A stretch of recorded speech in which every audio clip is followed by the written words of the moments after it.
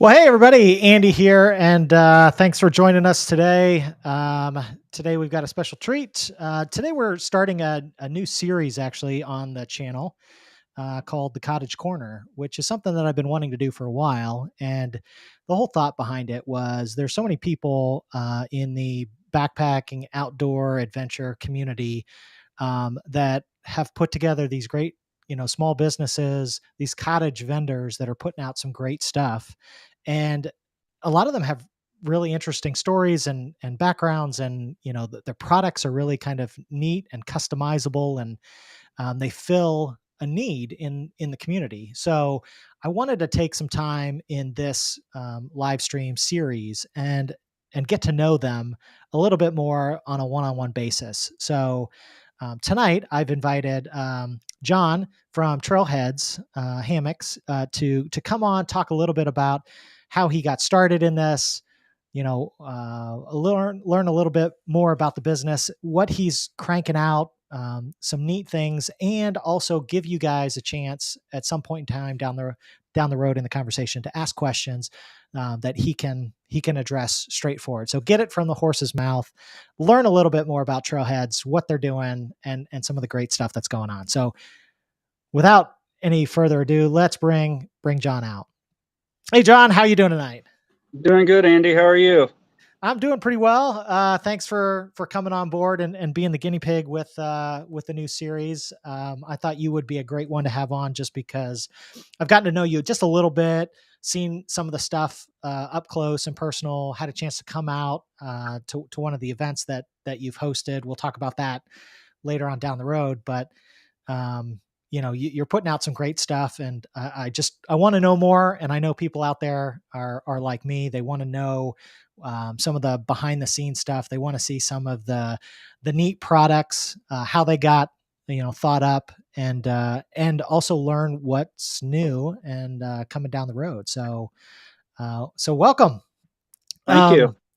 So Trailheadz. Let's go back to the origin story from the for those that don't know your background. What's your outdoor adventure community like? What's your background in that? What got you interested in being in the outdoors? Because I know you've told me a little bit about it, but you saw it when when you were here, or at least you saw it from our property right across the road. We've got about an 800-acre game preserve and metro park, and I grew up in that. And from the time I was about 7 or 8 years old, all the way up into middle school, I was in that place just about every day, running the trails, playing in the woods, all the stuff that us wonderful kids of the 80s were able to do before it all went down the drain. Go out to the woods, and we had tree forts out there, and we would creek walk and hike the trails, fish, everything that we did back then. And from there, I just kind of elevated. I got into other area local parks, and then I started hiking and backpacking a little bit further away. We've got Hocking Hills, Shawnee State Forest, Wayne National here in Ohio. Yep. And I kind of stomped those to the point where I was totally bored. And then into Kentucky and into West Virginia, Tennessee at the Smokies, a little bit of Michigan, a little bit in Pennsylvania.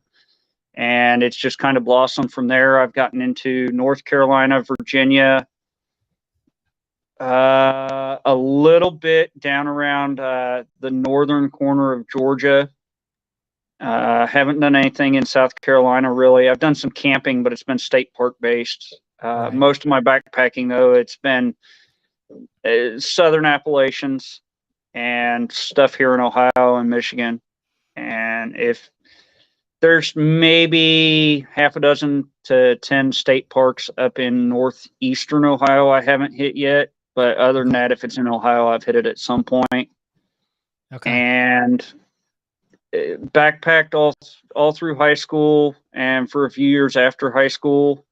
About 10 years ago, The idea for Trailheads started, but it wasn't with gear. I was actually looking at doing maps. I went to college for GIS, Geospatial Information Systems, Okay. and I learned how to do a lot of the things that they're using All Trails for now.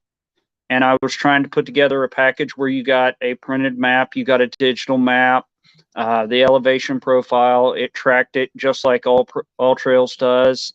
And at that time was when every trail was out. DeLorme was still doing their thing. Garmin was really just getting into it, and I couldn't get any traction, so it just kind of died off. And I'd been using a hammock since about 2000, and my Hennessy was always kind of small for me. So I tried out an Eno, did not care for it, started looking at Cottage, and the Chameleon, the Sparrow, the Blackbird, brands and models like that, I had a lot of interest in, but I never really got to use one or try one out because at the time on a chef's salary, I just couldn't justify it. So Karen could sew, and she taught me. I knew enough about hammocks. They were put together that between the two of us, we started building ours, and people around here saw it and they liked it and thought it was good quality and everything. So we just kind of went from there. We started with accessories and suspension. And after a couple of years, that was in 2017. Okay. In 2019, we had grown enough with the accessories and suspension components that we were able to start doing tarps. And then we started dabbling with quilts a little bit. And we got our LLC in mid 2019. And that was when we started dropping our first hammocks, because I didn't want to put out product that people were hanging in and have that question there of the liability. So I wanted to have that separation. And we formed the LLC and up and running. Now, before you get any further, so have you said you've been hammocking since the early 2000s.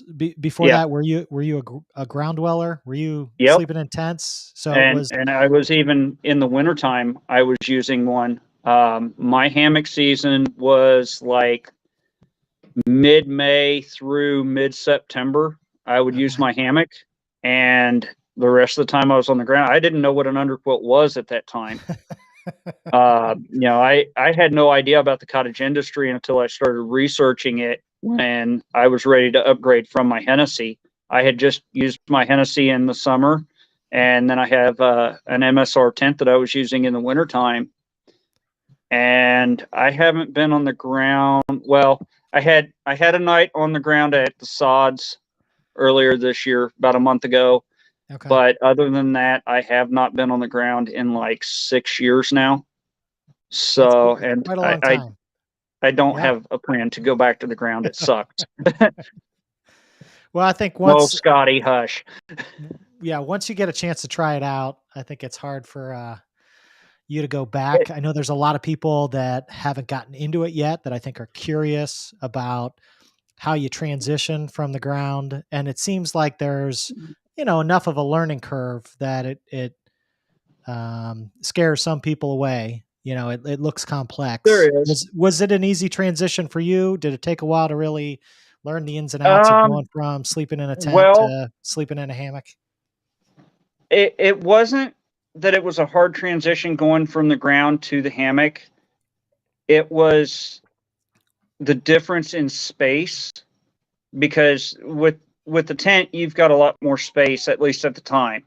With a Hennessy, you didn't have the big rain fly. I just had the little ASIM deal, and it's dinky. So when I went from the Hennessy, or from my tent to the Hennessy, there was a big difference of it's smaller. But the Hennessy that I have is the Ultralight, and it's way tinier than even our Banshees or our Poltergeist is, because you don't have the vertical in there. When you sit up in that thing, you're running across the ridge line. It's a very sleek, low profile deal. I don't know if they have changed that since I picked mine up. I mean, it's pretty ancient, but there's Is it a pretty definitely a short? difference Is that a between pretty now. short hammock? I want to say it's like 7.5 feet long. Oh yeah, yeah. So I mean, you're not and gonna. you don't have a sag on it, and you have a dedicated direction. You're not moving around. And I mean, it's the old school, dude. It's the birth canal hammock. You got to crawl into it from the bottom, and it's definitely different. And I went from that to the Eno, and the Eno was just so big and bulky. By the time you add everything on, I mean, you've got 19 ounces for the hammock. You've got another 12 or 13 for a bug net. You're carrying 12 ounces for the straps. They hadn't even dropped the Helios straps when I had mine. And then you've got your rain fly. And if you want an underquilt or an overquilt, I mean, your entire pack's full right there. So I really Oh started yeah. looking at what can we do to get lighter, and we started messing around with it. And the first net list that we put out was good. It was an 11 foot. It was the 1.0 Hyper D. And then after that, we added a bug net to it. And it took a while for us to figure out how to do the bug net right. And Okay. once we got the bug net down, we put out our first one. It's in mothballs over there somewhere because it was the 1.0 Hyper D. It just wears really fast if you're close to the weight limit. Okay. And it came in at like 12 ounces. So we just kind of went, okay, well, we can definitely do this, and ran with it for a while. And here we are. Okay. So in the early stages, you did a lot of. It took a while before you actually cranked out your first hammock. What was Oh, what yeah. was the first thing? What was the first product overall that you? Suspension components. I started out, I wanted to make my Eno as light as possible. So I started splicing, and I Doing some realized at the whoopee slings time, or something like that? yep, I Yep. realized at the time that there was only one other person who was doing the splicing through all of the Facebook pages, the marketplaces like Flea Market and Right. Hammock Hangers and all of that. So I started splicing, figured out how to do it, and started offering suspension upgrade kits where for I think I was charging $25 or $30.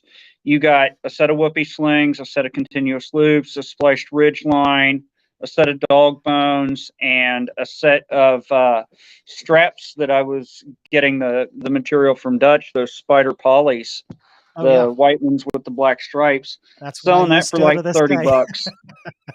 Yep. Okay. And they're great straps. Yep. They really are. I've really liked But them. I was selling those for like 30 bucks. I had bought a roll of AM steel, and it was like $110 for the AM steel, and I just rolled it back in and kept buying apps and selling them off. And then we did gear slings, the little gear hammocks. Oh yeah. And I remember we bought our first gear hammocks. I bought enough material. I think I bought like half a dozen yards. I bought one for me, and made one for Karen. And then I posted on the flea market that I had enough material to make 4 more, and these were the colors. I didn't think anything of it. I listed them at 20 bucks, and I went to work, and my phone just went nuts. And we sold 29 of them in an hour and a half. And I had to Okay. message people and tell them, look, hey, we have no problem making them. Here's the color choices. I got to order more material because you guys blew me up while I couldn't shut it down. And we made everybody their gear slings and sent them out, rolled that back in, and kept making them. After that, we started doing the zippable bricks and the stake roll-up pouches, and those were huge hits. The roll-ups, I couldn't keep those in stock. I still can't. If I put out there that I've got a stack of roll-ups ready to go, they're gone. People love them, and they're very helpful and handy, whether you're in a tent or in a hammock. Having a place to keep your stakes organized, your guy lines, and anything Yeah. else that doesn't weigh that much. That's a big thing. And after that, it was tarps and quilts and hammocks. And then all of a sudden, for some reason, we got into this ultralight stuff. And from what I hear, we do a pretty good job of it. Well, that's kind of how I think I caught wind of you. Is there seemed to be a reputation that when it comes to the trying to be as light as you can possibly be, you've started to carve out a niche for yourself. You know, whether it was it's probably the quilts that were the first thing that hit the radar for me. Of if you really want to get ultralight, you got to go over to Trailheadz and take a look at some of their stuff. Um, is that something that has really taken off for you? Is that It's kind of everything. I would say that right now, really, the only thing out of our main products that is not a big seller, and that's the tarps, because everybody's going to the bonded from Dutch. okay? And I cannot blame him one bit. We've got one. We picked one up not too long after he started doing them. But Okay. it's a great concept, and it's got. I would say that it's pretty much got everybody hit on tarps right now, because you never have to worry about seam sealing it. Yeah, okay, let's go. But the quilts are still solid, the hammocks are solid. The accessories, we don't have a whole lot of those going out individually right now, but there's a lot of people who are placing orders that are getting accessories with their items. They'll order a hammock and then they want to add a peak bag, or they get a tarp and they want to add the roll up and things like that. So it's pretty good. The quilts, that was kind of a surprise to me, because I never expected to be known for them. And we started making them, and we were doing the 850 fill. And at that time, I was still kind of getting my feet wet on it with how to sew them together. And then we started getting questions about, can you do them lighter? And I'm like, okay, yeah, and I started looking around and discovered the 1,000 fill and was like, well, yeah, let's run with that. And it really kind of blew us away with how well that stuff performs. The packability, the warmth to weight ratio is insane, and how quickly it heats up. So, thing was, we started pushing the 1,000 fills, and it but from there. Yeah. And it actually has gotten to the point where all we do is 900 and 1,000 fill. What's the most popular? Is it the 1,000 fill that you get? Yeah, 20-degree 1,000 fill. Either the tarp or I'm sorry, either the top quilt or the under quilt. Right now, the top quilts are a little bit ahead, but definitely our most common is the 20s. Okay. Yeah, that's just crazy. So what are the average weights of the 1,000 fill 20s? 20-degree snap and draw, it comes in right about 18 ounces. There's a little bit of difference depending on whether or not you get the 4/9 inner outer, or if you get a 6/7 4/9, or if for some people, they want to get the 0.9 outer. And going that heavy of an outer on that 1,000 fill, you actually end up inhibiting the quilt to loft as much, because the fabric's heavier. What's the sweet And spot? it's not If you were to 6/7 4/9 all day. 6/7 You need outer, 0.6. Yep, the 10D outer and a 0.49 inner, and you will love. You have the ripstop grid and the durability of the 0.6 argon, and then you have the 0.49, which the feel of it, it's very soft, it's very smooth, it's almost like a silky feel, but the breathability on it is nuts. If you're running something like a monolight or a cloud hammock, and you have a 4/9 inner and 1,000 fill for in your underquilt, by the time you get your shoes off in that hammock, you can feel the heat coming back up to you. And it's just the best combination I have found so far. That's pretty cool. So now, how many of these are you cranking out? Like how long does it take? Because these are all hand done. Um, Do you do much I'm customization with these? It depends on your point of view on the customization. Okay. There are some areas I won't do. Um, I think it's UGQ, and I think it's maybe Enlightened Equipment is doing it with the side tensioning on it. Yeah. I've done one of those, and I don't want to Okay. do them again because I don't like the way you install those. The side tensioners on it, you're basically putting a piece of elastic up the hem along the side, Right. and you have to be really careful about that, or you can stitch into that elastic, and then you've got to seam rip and start over, and it's just a total pain in the butt. It slows you way down. Okay. Other than that, I mean, I can do sewn foot box on any of our temperatures. I can do other temperatures other than the 3 we have listed. Okay. We've done a couple of -20s. I've done 50 degrees. I've done 10s. I've done, 30s. It pretty much whatever. I've got the site set up the way it is because it makes it easier for people to Yeah. jump on there. Those are the most common numbers that people look for, and it streamlines it a bit for me. I can add draft collars to the neck. I can add draft collars to the feet. We can do overfill on it. We can do short. We can do long. We can do a little bit wide. The widest I've been able to hit is right about 56 and a half, 57 inches. Okay. But the fabrics that we work with, they only come to a 59 raw. And I don't like running Okay. seams where I seam fabrics together on quilts Right. because to me that's a potential stress point. It's a place where you could have leakage, and I just don't want to do that. To Nobody me it likes takes away leakage. from it. Right. Well, and But so your dimensions though, the 7854 that you have for the length and width of the standard top quilt, that's still fairly large, isn't it, in yeah, the industry? I mean, If I'm looking around, I see a lot of people that are doing 72 length and 50 wide for hammocks. And if they want to be able to also use it on the ground, they're into the 54, 55 wide. So you're kind of right. that's the standard. You're getting And the longer, wider, a little bit more quilt, for your money. I tried I looked around when we started doing quilts.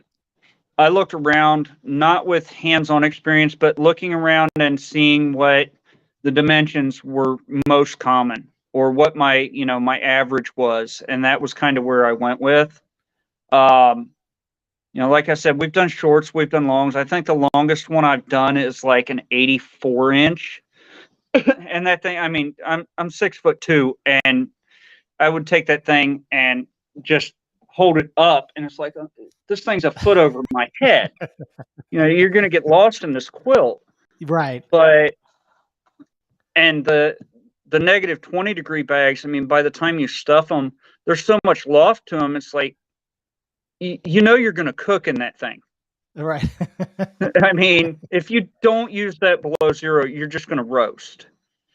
So we just went for the middle ground on it as far as the dimensions went, and tried to Yeah. find because I've always considered myself to be about the average size when it comes to a backpacker. A lot of the people that I've seen on trail are close to my size, so that gave me kind of a good idea. I mean, I'm right around 6'1". I'm about 200, so I'm probably, in some respects, I'm right there in the middle ground. There's going to be people smaller, there's going to be people bigger, and that gave me a good starting point for, okay, this is where we want to be on this to cover the most people. Okay.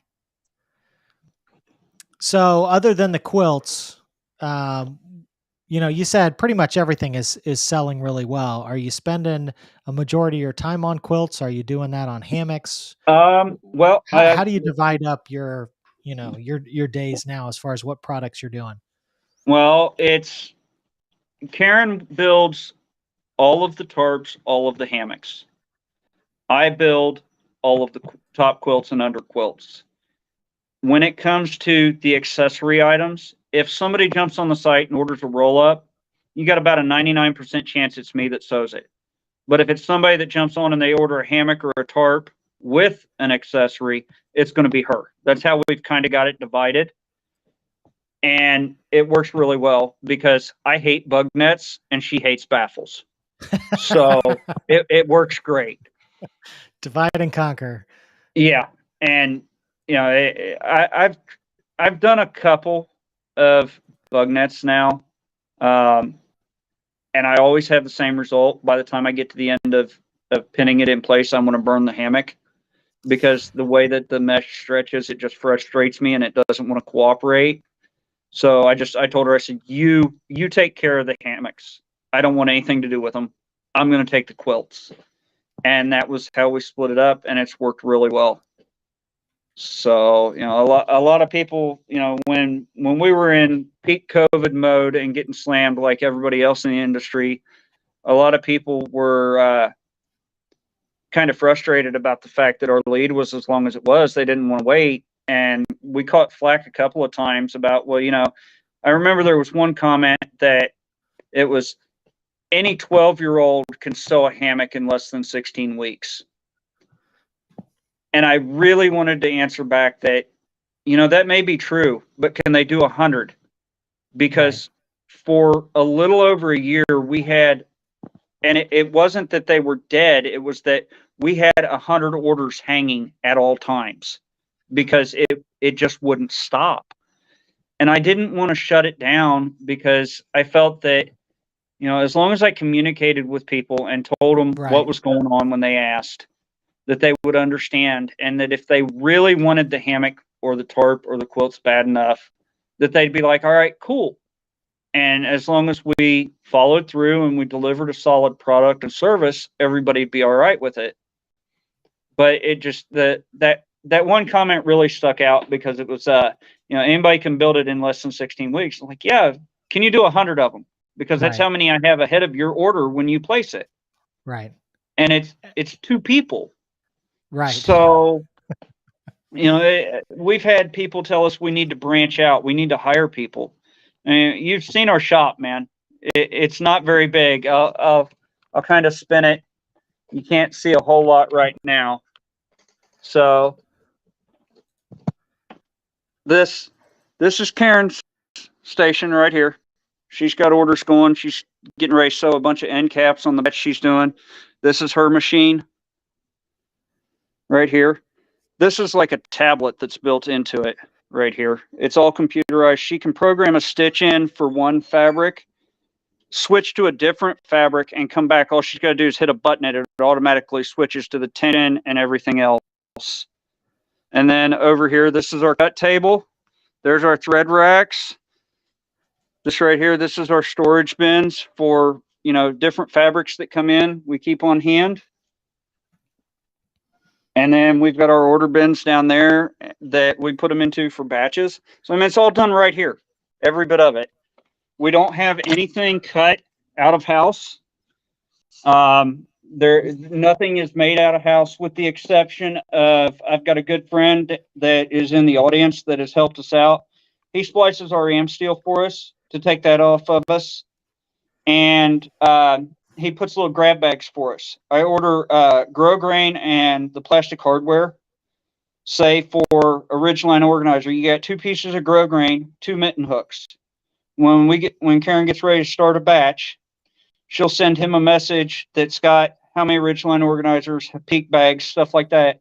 And he takes a little Ziploc bag and he'll throw a couple of pieces of grow grain in and a couple of mitten hooks in.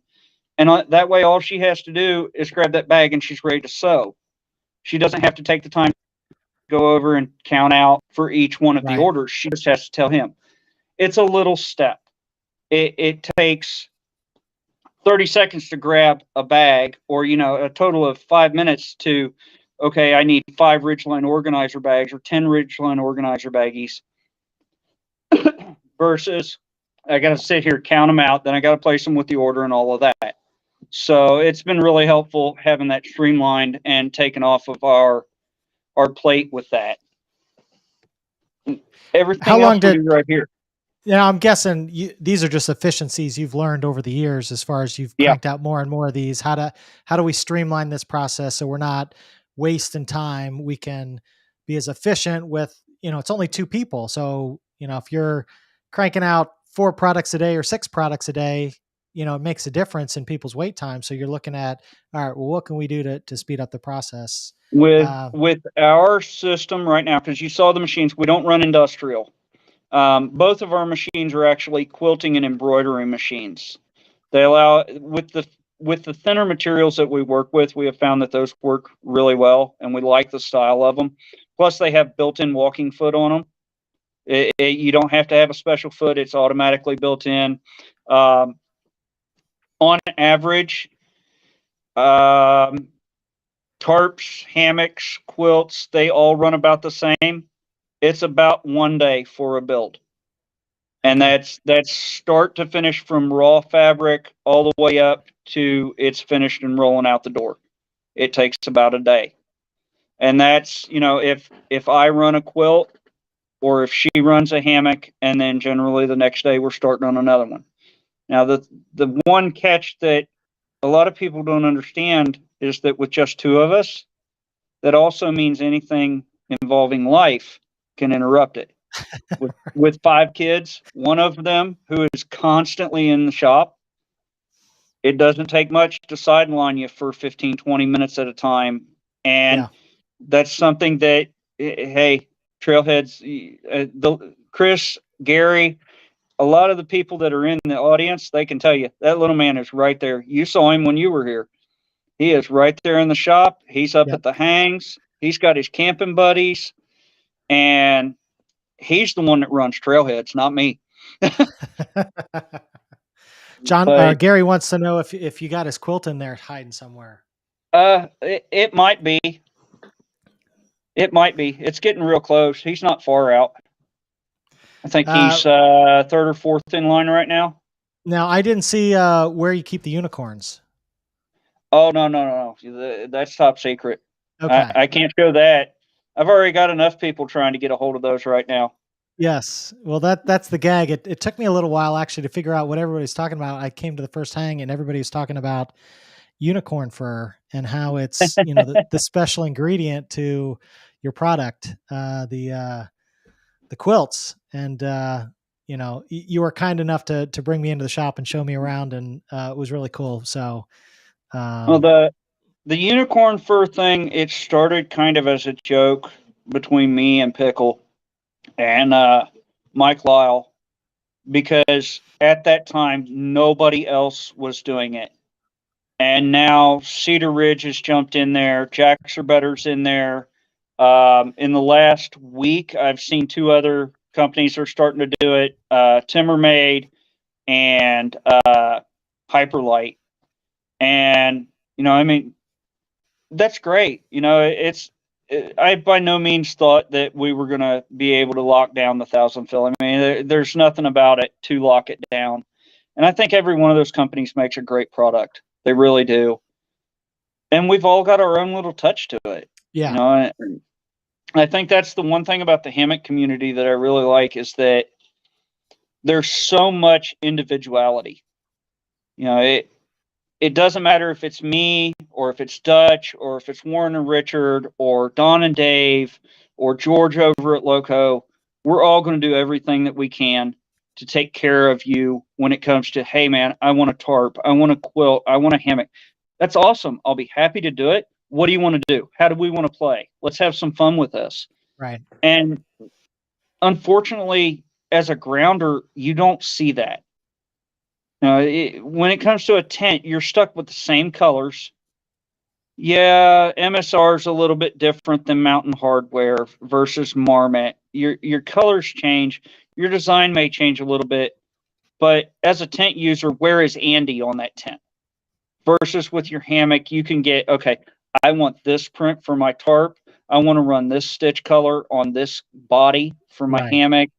You can totally customize it to be you. And then you can vary it for your needs. Yeah. And it's so much more fun that way. Well, you not only is there like the personal expression, like I love the like some of the tarps that you've got. I've got to bring those back up and put them back on the screen, because I think it's really neat to see some of the designs that you've got that you can, again, you're talking about like personalizations, and when I came for the winter hang, there were multiple, ones of these kind of things that were up around the Yeah. campground. That one Whether it right was there that you're showing off, there are 4 of them, and we've made okay, every one of them. the Northern Me, Lights. Yeah. yep, me, Fred Donaldson, Willie Ortiz, and Garen Moore. And it was funny because I put mine out, and Fred is an astronomy professor, and he was here at the winter hang, and he saw that, and he sent me a message, and he's like, "Man, you're killing me. I love it. I've got to have one. Where did you find it?" And I'm like, "It's not a problem, dude." And we talked it out and found out what color accents he wanted with it and everything. I was like, okay, I'll shoot a message over to at the time we were sourcing from Ripstop, and they reprinted it and sent it back out. And then like a month or two later, Willie wanted one. So, and it was kind of funny because all 4 of us are here in Ohio, and those are the only Northern Lights tarps I've ever seen. So it's kind of funny that they're all right here in Ohio, and it was all made by us. And I've Yep. gotten so many people that have complimented that tarp. When we went to HangCon a couple of years ago, and I had that thing flying, and people loved it. And the other one that was a big hit that is completely unique is the one that Chris has got. Chris, I know you're listening. Send Andy a picture of your topo tarp. I know you've got one. Yep. I Because remember this seeing that. tarp, Yep. there is nobody has one Yeah. like this. It is 100% unique. And, I've seen a lot of tarps where they've taken the USGS and like the Appalachian Trail, or, the North Country Trail is another one I've seen, or sections of trail or whatever. And they use the quads from the USGS and print that out as a tarp. I took my GIS skills that I learned in college and built that tarp totally from scratch for him of Linville Gorge. And we went to HangCon, and people saw it, and they were blown away that it was an actual usable topographical map on that tarp. They thought it was, something that we just drew the contour lines. Like, no, this is right here. You've got, short off, and this is unnamed, and here's the Linville River. And they're like, oh, that's crazy. It's like, yeah, you can sit there while it's raining and look at your tarp and go, where do I want to go today? Yeah. So, that was, I would say, out of all the tarps that we have done, that one is probably my personal pride and joy. And that's one of the few tarps that I have built. So I did it from the ground up. I designed the GIS file. I put about 40 to 45 hours worth of data crunching into that tarp to build it, and then turned right around once we got it printed and sewed it. So that's definitely a pride and joy for me. That looks like the sods too. Is that where that is? Looks like Chris? it. Definitely looks like the trip to the sods last July with Dutch and Chris. Yeah, that's pretty cool. Now, what was the location for the? That's Linville Gorge in North Linville Carolina. Gorge. Okay, that's pretty cool. Yeah, I think he had that up, if I remember right, maybe at the winter hang this past year. That's pretty sweet. Yeah, That's the only one of those you've done? That one up. Okay. Yeah, he had that one up. So, that why was don't we? that was before the tree hugging. That was before the tree hugging? Oh, yeah. Yeah. I think that story's gone around, though. I don't know if we want to make it, well, who doesn't know about that one, right? We'll give him a pass on this one. Yeah. We'll keep that one around the campfire. So one thing that's really neat, too, is the events that you do.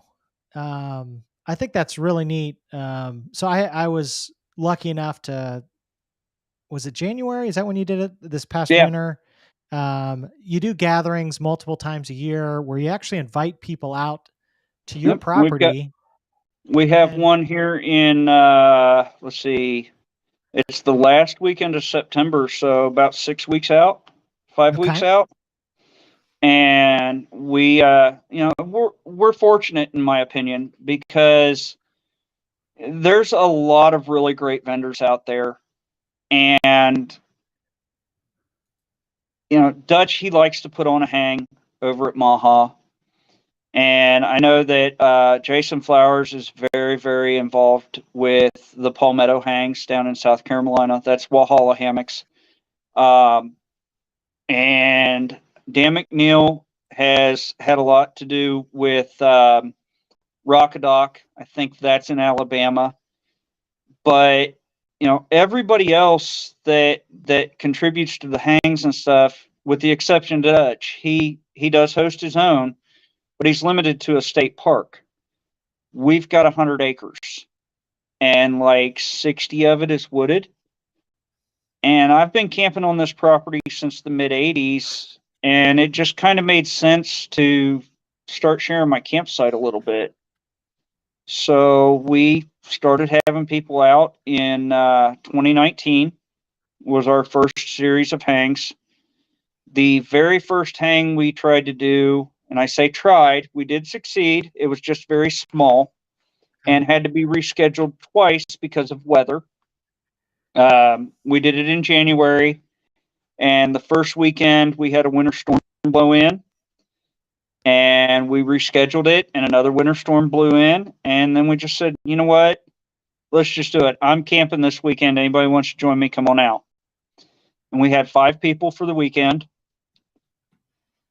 We had a good time sitting around the fire. Got woke up by 50-mile-an-hour winds coming up the valley. The next hang, we had about 15 people. And then we had another winter hang, and there was like 45 people showed up. And it cracks me up because that's the one that I remember most, because I had the most questions about, it's wintertime. It's going to be cold. Are you sure you can do this? Are you sure you've got enough firewood? And I just laughed at them. I was like, yeah, we got this. Don't worry about it. Come out. And that was when people realized a little bit about, the type of setup we have. But at the time, our fire pit was like a 10-foot circle. Yep. And we got 50 people trying to crowd around that circle. And after the hang, I sent a message out on the event page, and I asked people, I said, if there was anything about our hang that you could change, what would it be? And they all said the same thing. You had a big fire for that size fire pit, but with 50 people and it being that cold, it was hard to stay warm. A bigger fire pit would be best. So, like, within a week, I went up there with my dad, which anybody that's been to the hangs, you'll realize that my old man has just as much of a good time at our hangs as I do.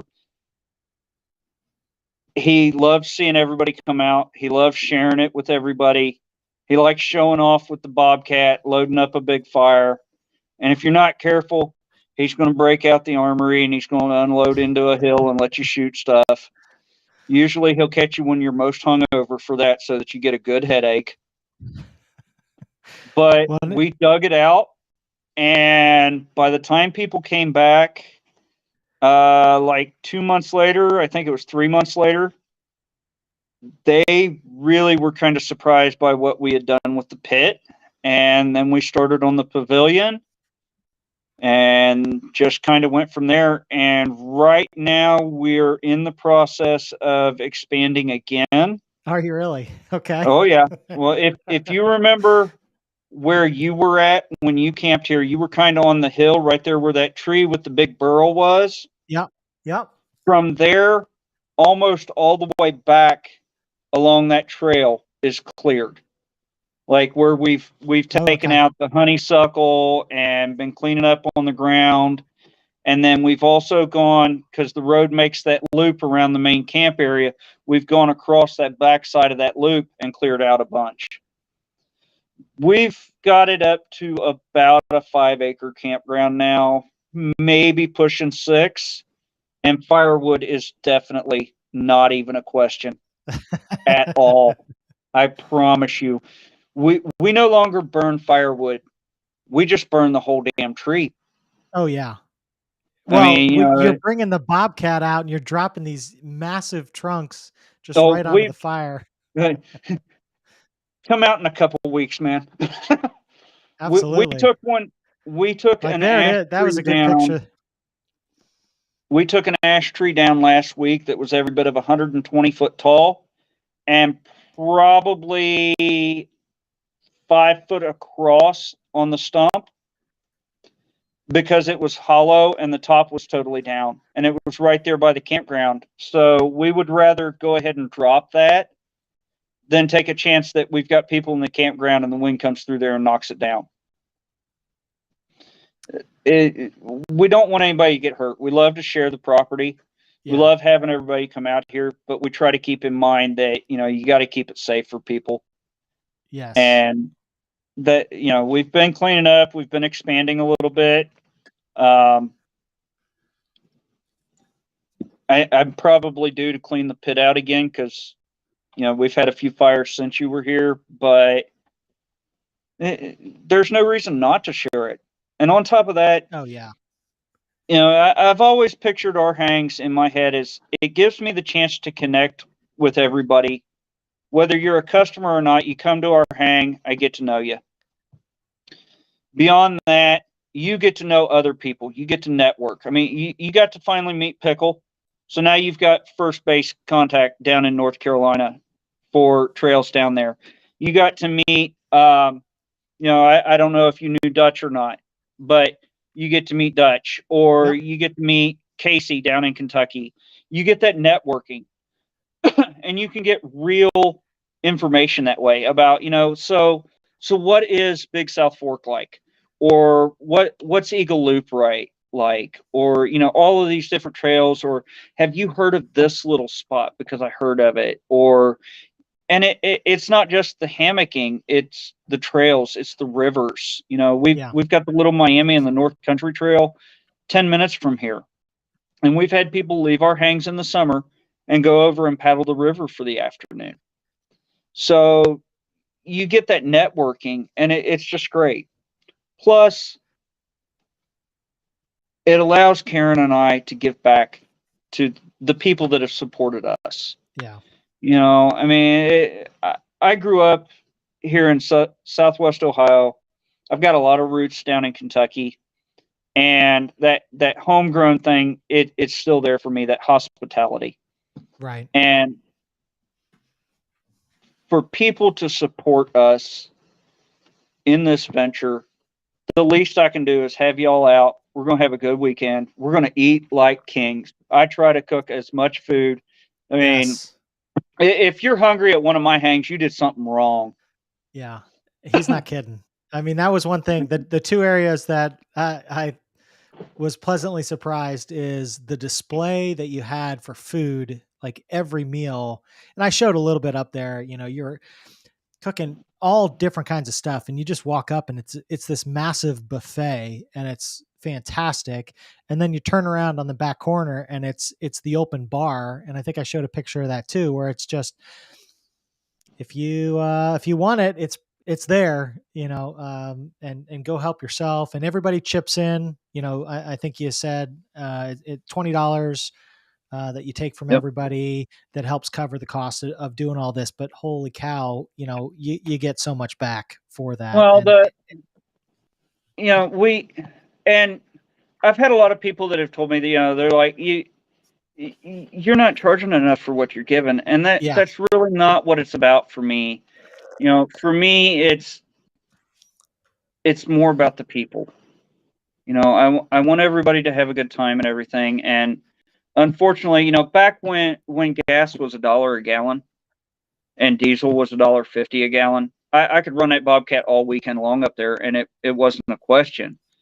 But now, you know, between the upkeep for the site itself, you know, it's not just a matter of running the Bobcat up there when I'm doing a hang. You know, I'm hauling firewood up there. I drove 6 loads of firewood up there the other day just from where we'd been cutting up firewood that we sell, and it was, you know, treetop and stuff. So that's 6 loads of gas getting firewood up there for a hang. And then there's the mowing, there's, gravel that I replace, stuff like that. There is cost with that campground. Yeah. And it's just one of those things where that helps me a little bit with offsetting it. Absolutely. We can do it and have a good time, and that keeps it where it's affordable for you guys to come out. It keeps it affordable for us to keep hosting them, and we get to have a good time. Yeah. I want to share it with everybody, and yeah, we're gonna have a good fire. Don't ever worry about staying warm. If you got cold, you weren't close enough to the pit. And you don't have to be that close. I mean, that fire was No, massive, and I think we were down. It was -1 one of the yeah, nights I was there, and I've heard different reports. Actually, I've talked with several people, and it's kind of funny because like over where you were and along that ridge, it was, -1 to -2. And then people over along the main drive, it was like, yeah, it got down to like 3 or 4. So it's funny because you can definitely see where the wind was coming up along yeah, that valley and nipping. So, absolutely, but absolutely. we like having the events, and we do it September. January is the only one where we don't lock a day down because a winter storm comes through and, well, everybody planned here. So I try to schedule it and then keep it, I usually, okay, guys, expect for if the weather gets bad, something to be 2 weeks later. That way, most people, they can, okay, well, I couldn't go this weekend, but I can put a request in and get the time off to go in 2 weeks. It keeps it kind of easier to attend. And then Memorial Day. And I know you missed the Memorial Day hang, but oh my God, did we do so much barbecue? Everybody was stuffed, man. It was great. I ran the smoker for like 3 days prior to it, and like there wasn't any actual cooking going on during the hang. It was a matter of, hey, it's dinner time. Let's go get the flat top fired up, and we're going to heat up the brisket real quick. So I'd steam the brisket and throw it out there, and it's just gone. And we did the same thing with the pulled pork, throw it on the flat top and just kind of stir it up, steam it a little bit, and it was gone. And then the chicken wings, or chicken drums, those went really fast. But it's a good time, and Barry usually shows up. I actually, I don't think he has missed a hang since his first appearance here, and he usually does like a gumbo or a jambalaya. Yeah. One hang, he brought 100 pounds of crawfish up and did a low country boil all weekend. Oh We wow. just took a tablecloth and threw over top of one of the picnic tables, and I bought a 64 quart pot, and he's just back there cooking crawfish all weekend. And we've actually joked about something we're going to do is reschedule the winter hang to be a little bit closer to deer season, and I'm just going to pull one up right out of the barn, and we'll spit roast it over the pit, and then you can just kind of carve your own. But I don't know how well that'll go over with everybody in attendance. But I know there's quite a few people that love Yeah. some fresh venison right off the coals. Oh yeah. Well, and you have such a great, mixture of different edible stuff, the food, the breakfast, the biscuits and gravy. I mean, you name it. Every meal, it was Yeah, like, holy cow, like that's they're going over the top for this one. And then the next meal, it's the exact same thing. So we ate like kings and queens that weekend. It was really awesome. You go grab your food, then you go sit by the fire pit and hang out. And now I don't know if you do that in the middle of Memorial Day. If it's too hot, you don't necessarily want to sit by the fire until the evening. But and the winter hang, that was just sweet to go, and then you mingle and hang out and get to know other folks, and they're all fans and people that have supported you over the years, and you just get to swapping stories and how long have you been buying stuff from Trailheads, and what's the first hang that you came to, and all of that kind of stuff. And it's just really neat to hear people tell about their first hammock that they bought, or how it's changed or evolved, or I had the first version of this when it came out or whatever. But good group of people, and I think Oh it'd be yeah. fun to come back and see how many are the same and how many new faces show up, because it sounds like you just post it. Is that where you post it on the website? I know you share it kind of in your We Facebook listed. community.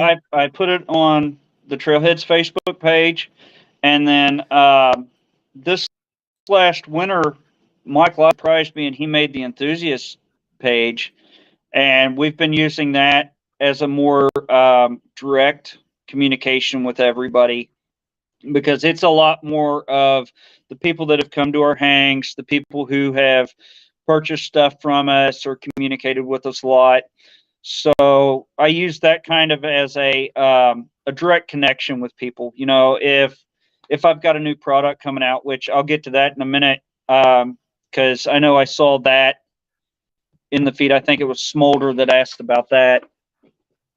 You know, I'll kind of, hey guys, here's an early heads up that, you know, I'm going to be doing this, and the way I want to do it is a batch build. So I'm going to let you guys get the first couple of batches of them, and then I'm going to take them direct to the site so that everybody else can get it.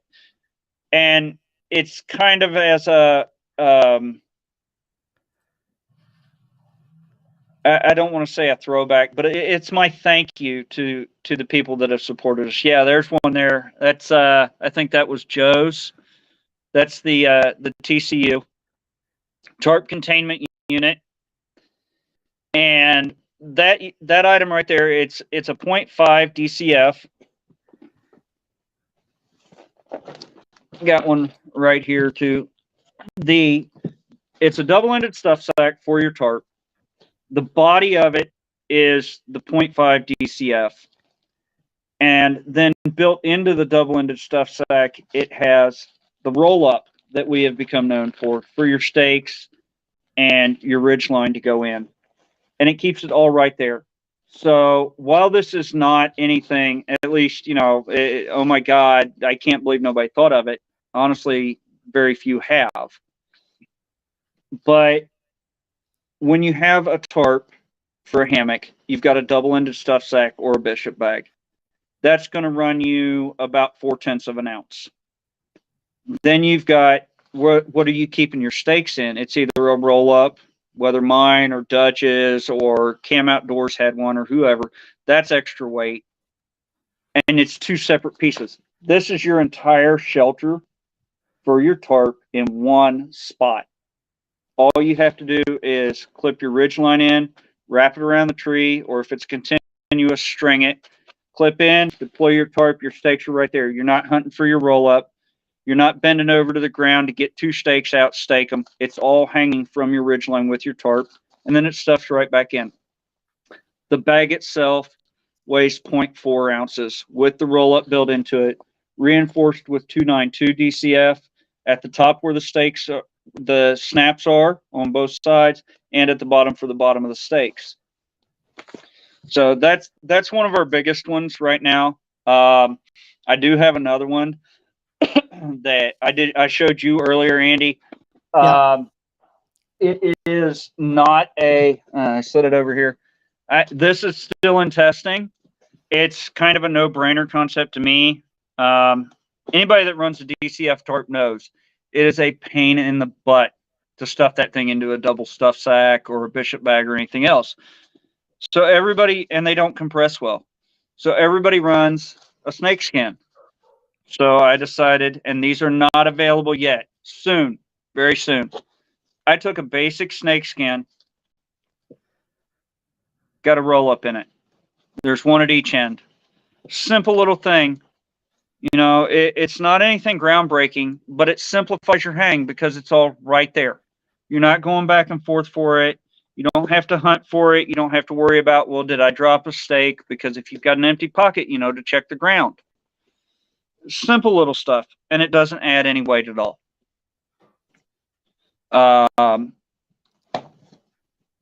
That's pretty cool. Of course, the Banshee, and originally the Wraith, now it's the Poltergeist. The Ethereals. The tarps are tarps. We haven't really had time to mess around with tarps to see if there's anything new with those, but you never know. We Never have knew. tinkered with design a little bit, and there may be some prototype tarps floating around out there, but we'll see on that. Right now, I gotta let Dutch have it with the bonded. That's the big breakthrough right now. And seriously, I mean, this is coming from while he's a friend, he's also a competitor, but he's also my supplier, so it's kind of a weird triangle there.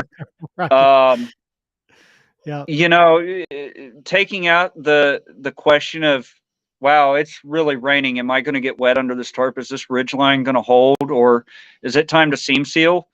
I mean, taking that out of the equation is just huge. It really is. And at the same time, it's also a solid repair option for sill poly. I've seen several tarps that have been damaged where he's talked to the person that owned it and he's like,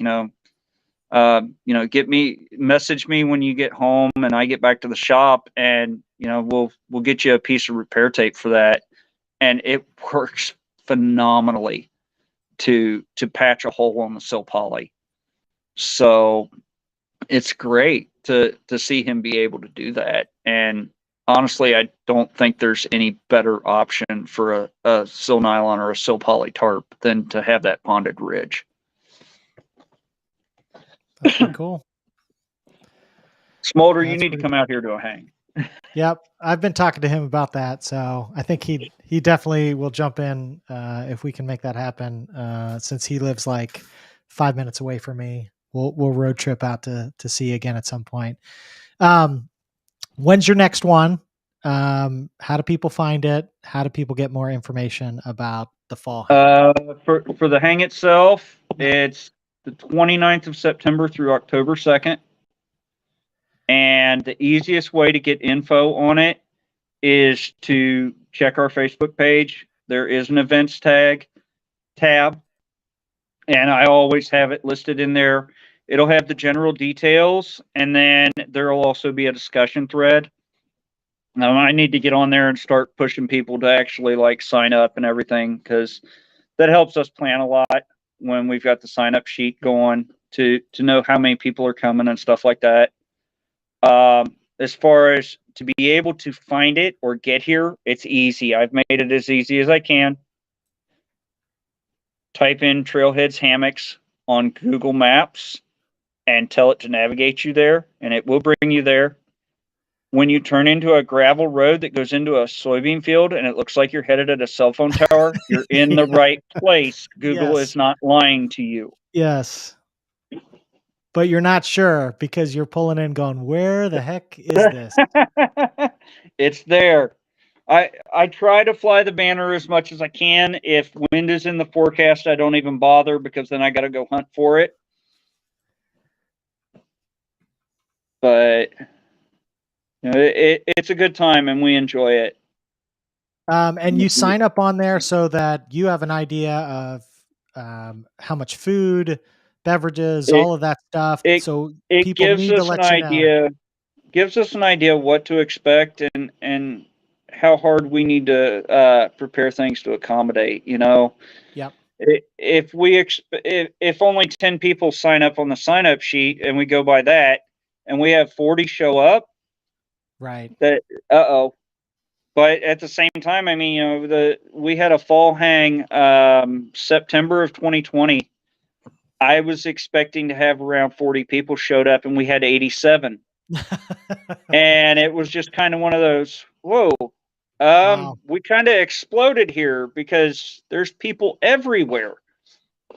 But man, So we had a great weekend. somebody's running to get some extra hamburger buns and all that fun stuff, I'm sure, at that point. 40 to 87? Yeah, it was interesting. Hey, we did good. I don't think there was any kind of an issue with anything. I mean, yeah, there were, hey, we need more ice, or we need more of this, or whatever it was, but there was not a single issue anywhere. Yeah, I got to take that back.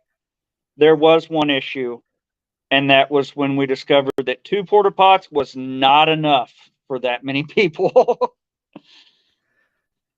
Oh yeah, you did tell me about that because I think you upgraded at Yeah, some point to have, more facilities just well, and you've got that nice pavilion that's been built and you have the porta potties that you pay for to have come out so that everybody's comfortable and um, it's a huge property too. And I'm excited to see how much more work, how much and as we've far got as what you can hold now compared to then, because back in the winter, you could hold a ton of people. It sounds like you could hold even a lot more now.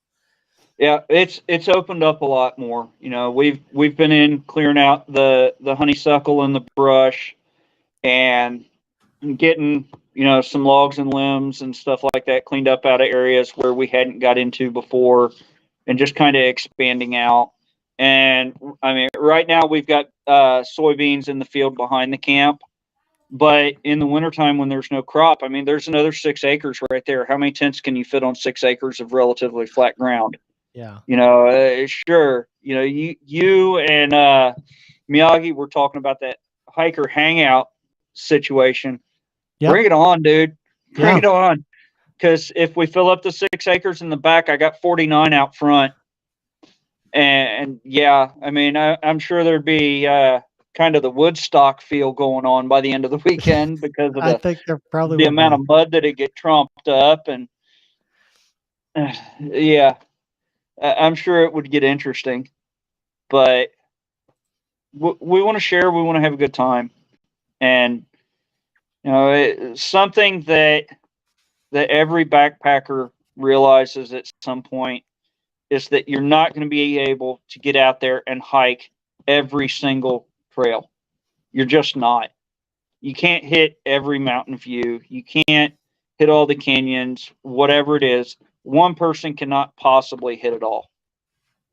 But as a vendor and having that feeling from the backpacker, every time that somebody orders a hammock or a tarp or a roll up or a quilt and they take it out on the trail with them, a little piece of me and a little piece of Karen goes out with them and it's on that trail.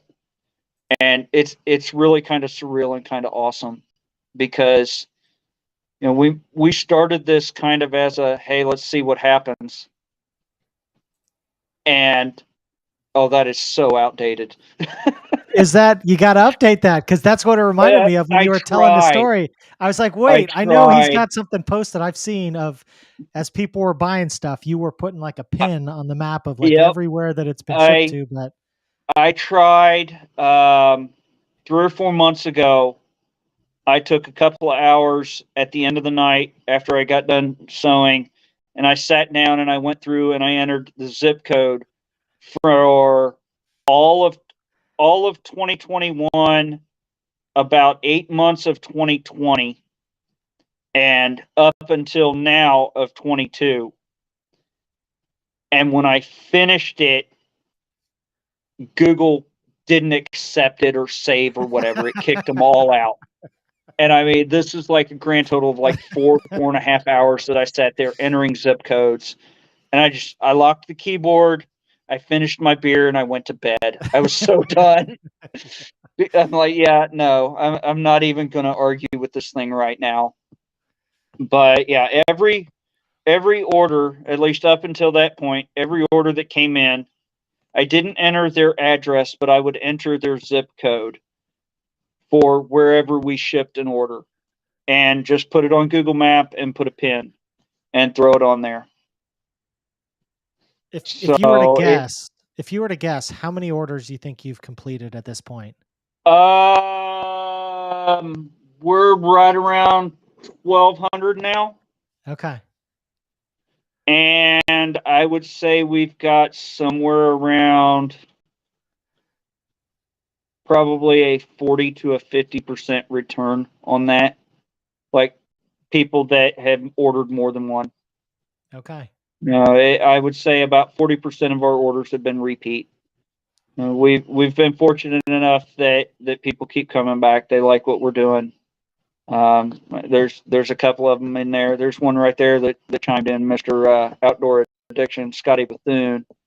He's come back a couple of times. I'm not sure about him. He's one of those tent guys, but he might be all right if he gets out here. We might give him the Mike Lyle or Chris Gherkin treatment, though, if he does show up. Well, he I says hear it's a there's heck of a drive. Yeah. Yeah, that's not an excuse. There's airplanes. We've had people fly in from Texas. We've had people fly in from Wisconsin. Um, we've had people from Florida, and we have people that regularly make a 12-hour drive to get here. So, Yeah. come on, Scotty. You know you want to. Just get out here. Just let me know when you're coming, and I'll pick you up at the airport. You would too. Oh yeah, we've done it Hit several John times, and man. hospitality. Yeah, it's up there. We've done it awesome. several times. We've picked people up at the airports. We've had people that, the hang starts on Thursday, and they're like, "Hey, do you care if I come in on Tuesday night?" No. The very first hang that Dutch came to here, it was so funny because I'm up at my hammock. I was just getting my shoes on and getting ready to go over and start my coffee up, and my phone goes off. And my dad, he's down here at the house. He's like, one of your campers is lost. I'm like, what do you mean? He's like, guy's hanging from the trees at the creek. I'm like, okay. So I jumped in the Polaris and I drive down, and Dutch is kind of standing there in my yard right next to his hammock looking around like, where do I go? Right. He didn't know where the campground was. He's just camped out in my front yard. But he showed up at like 3:30, 4 o'clock in the morning. And he was like, I didn't want to bother anybody, so I figured I'd just camp here by my car and grab a couple of trees and find you in the morning. So, That's and all you he need. has, I think he's missed one hang since then, and that was Memorial Day. He was not able to make it, but he's been here a lot. Pickle's been a fixture. Him and Mike Lyle from the Tar Heels. Yep, that's a long drive We for them. How long is that? I Yeah. mean, they come up from North Carolina. Chris is about 6 hours, 5.5 to 6 hours, and Mike is almost 10. Okay. Dutch is almost 8. We had a guy come in from northern Wisconsin at the hang that you were at, Jason Bayer. He's from upper Wisconsin. Derek Greenfield came up from San Antonio. He flew in. We've had people from Florida come in. I mean, all over the East Coast, man. And it's going west, slowly and surely. So we must be doing something right if we're getting people to come out and join us for a campfire like that. Oh yeah, word of mouth, slow but steady. They'll find you. So, and it's a great We'll have a time. good time. If you guys are thinking about it, I highly recommend it. I've just had the luck of making one so far, but I will definitely be back to check that out. It's a lot of fun. It's very low key. I like even John puts up a list of like volunteer stuff. Hey, does anybody want to help with cooking or setup or all the different stuff, because it's just a big community effort, and so many people step up to help with whatever needs to get done, and we just hang out and have some drinks and sit by the fire and tell stories about Pickle and all the things that he's done wrong, and everybody's got like a dozen of those, and that goes like into the third day before we start running out of those. But we have a blast. We have a great time. You and Karen are very gracious hosts. We really appreciate the opportunity, and it's really neat to see two people that have been longtime supporters of you, that want to come out and want to keep supporting you and are showing off the gear and are really proud of it. And I think that's just a neat, testament to what you guys have done with Trailheadz, and was cool to be a part of that. So keep doing those. We love coming out to them, and I know you've got a loyal following like that. Trailheadz enthusiast group on Facebook. There's some diehards in there. I've gone on there just to kind of learn stuff. It's amazing the knowledge of some of these people of, it's mind blowing, man. I mean, it really is. At least to me, it is. I got a couple of things over here, like Justin and Shay are a couple of people up in Wisconsin, or I'm sorry, Michigan, that we've made friends with. And I get a phone call one day from Justin, and he's like, "Hey, what colors do you like?" And I wasn't really particular about it. I was like, "I don't know. I like my Northern Lights." And he made these tumblers. Him and Shay made them, and he made one for me, and they made one for Karen. Can't find the camera. And then another guy, he made us these little water bottles, and it's got our logo on it. And the big sign that's on the pavilion and Yeah. the logo itself. There was a guy at our very first hang. He's used to be an admin for the Ohio Backpacking Network, and he just sends me this message one day. He's like, "Hey, dude, I got something in the mail for you. Here's the tracking on it." I'm like, "Okay," and he wouldn't tell me what it was. And a couple of days later, I get the package and I open it up, and it's this steel. I'm going to try to show it here. It's just this steel embossed plate with our logo on it. And at that time, we didn't have a logo, but he works in a metal shop. And he's like, I made it for you, and I thought you'd like it. And he just mailed it out to me. And we took that, and I had talked to Jeff Bubbas like 2, maybe 3 times at that point, and I sent him a message. I was like, "Hey, dude, can you throw some color on this? I want to make stickers out of it." And he did, and that's where our logo came from. And then, like a year and a half later, I get another message from the same guy. He's like, "Hey, man, I made something else for you," and it's in the mail. And I get it, and it's another sign. Only it's this like it's about 18 by 12. And it's just a black cutout. And then when we built the pavilion, Yep. I wanted him to have a place in that. So I sent him a message like, "Hey, I need another sign." He's like, "Okay." Like, it's going to go on a picnic shelter, and gave him the specs for how big the building was, like dimension wise, and the size of the roof and where I wanted to put it. And he's like, "I got you." And he called me up a few weeks later. He's like, "What do you think about this?" Shows me the picture. I'm like, "That's perfect." And then he takes it into work and plugged it into his AutoCAD and his CNC machine, had it made, had it tumbled and everything, or, well, I guess it's not tumbled, but where they polish it and put the blackout on it. And he's up in Northern Ohio. So Dad and I grabbed the trailer and the truck and drove up there and picked it up one day and come back. And it's actually got one screw that's never been installed, and I keep meaning to do that, but Pickle's always too drunk to put on a ladder. Yeah. Because I keep telling him he's got to put the final screw in up at the very peak of that mountain in the middle. Pickle's too drunk to hold the ladder most of the times, let alone climb up it. I think he may have learned his lesson. Maybe.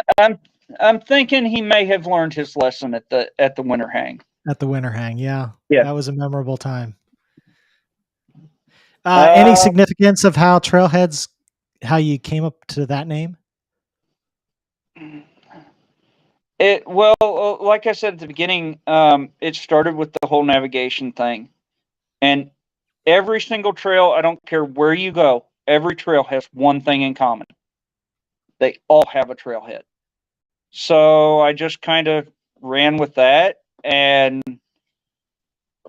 I don't know, it was just one of those kind of, hey, here we go. Let's try it out. And it kind of stuck. I mean, Yeah. I think it fits. Yep. Well, and you kind of have like the compass rose going on with the logo too from the navigation side of things. So yeah, very cool. We've actually we've changed it just a little bit because now it has the logo is still the same, but it's black on most cases. Like our stickers and stuff are black. We're working with Dutch to get some DCF stickers made for our DCF bags, like our Bishop bags on our Ultralight hammocks and the TCUs. to be able to put a brand on those, because sewing a fabric tag in there, it just doesn't seem right. We're going to just do the sticker thing and be all fancy.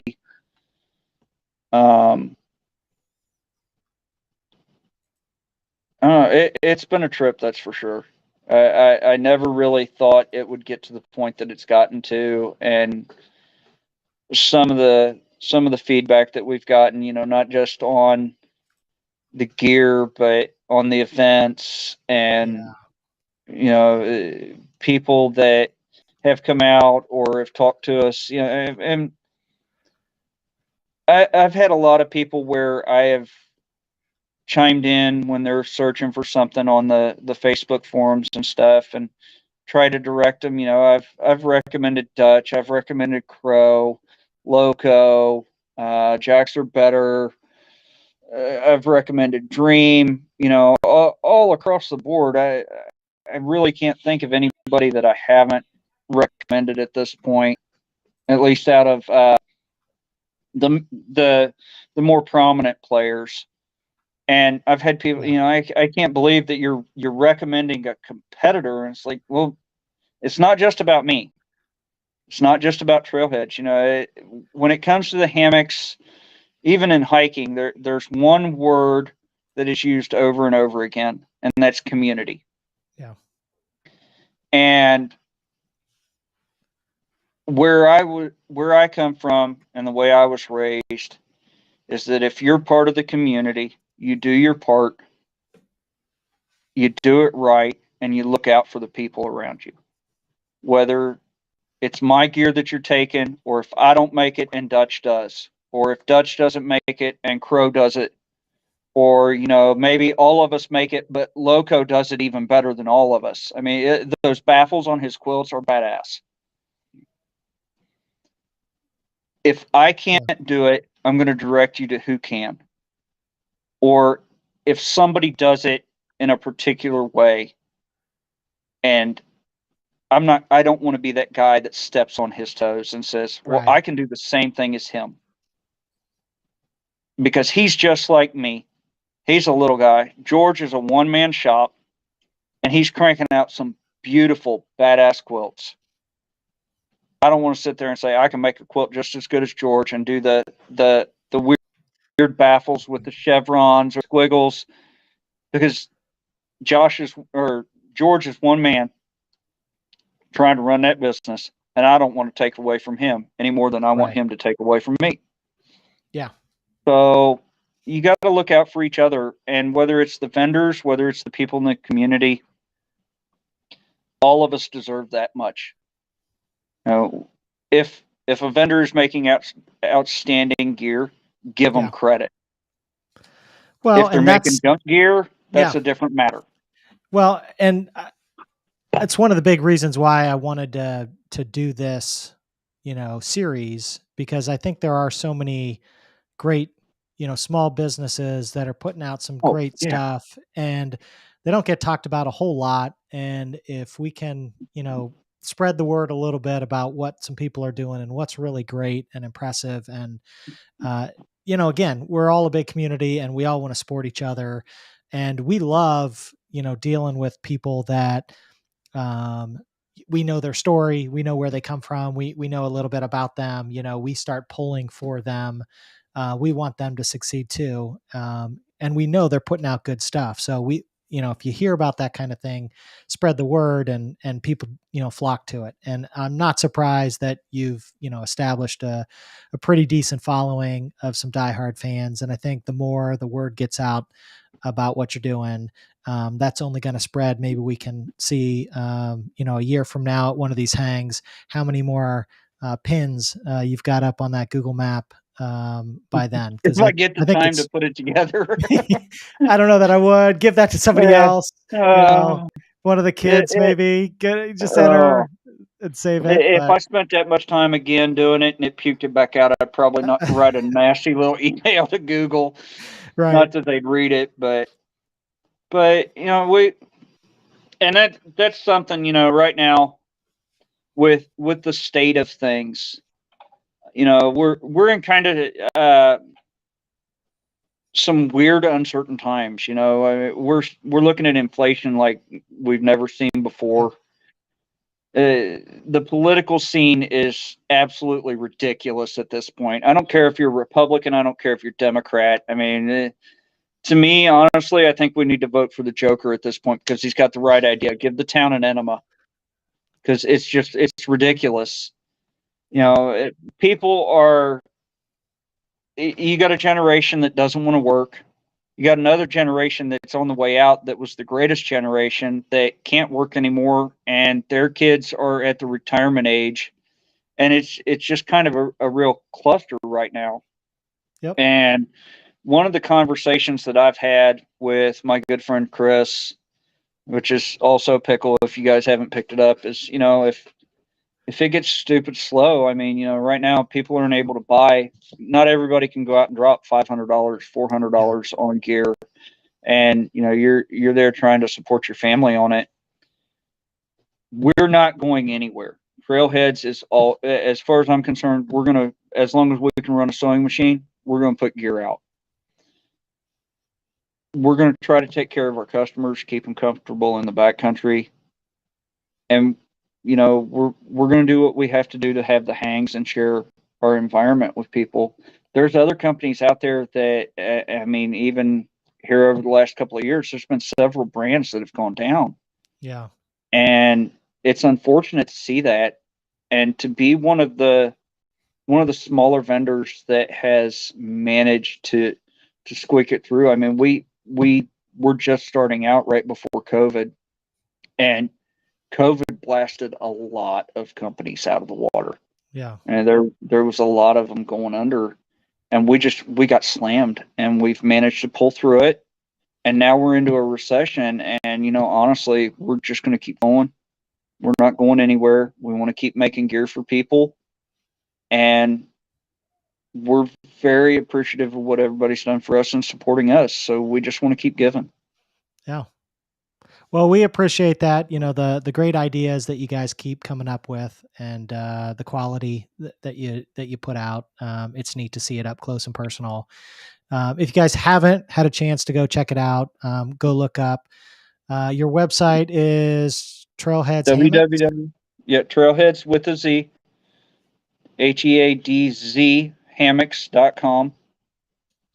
We're on Facebook, Instagram, hammock forums. I don't have a huge presence on hammock forums. I'll chime in if somebody says something to us or asks for us. Right.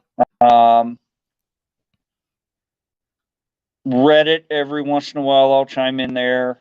I haven't been on Backpacking Light in a long time. I don't even know if that's even still relevant anymore, if they're still around. Mostly I keep an eye on Instagram, Facebook. I'll check Reddit and hammock forums about once a week. Other than that, we you know, if somebody shoots us a message through the site or through Messenger, we will communicate that way and go from there.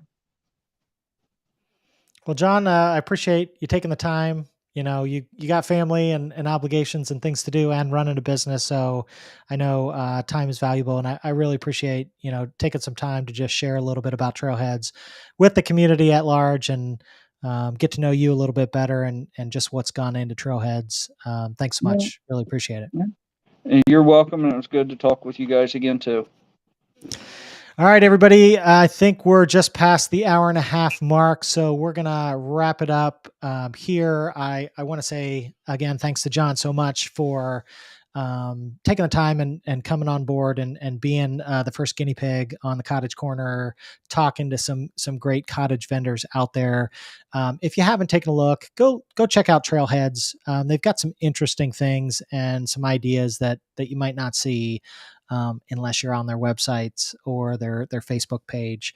And if you do have a chance to go check out some of their gatherings, their events, they're top notch and a lot of fun, and highly recommend those. So thanks so much for watching, and until next time, everybody, be well.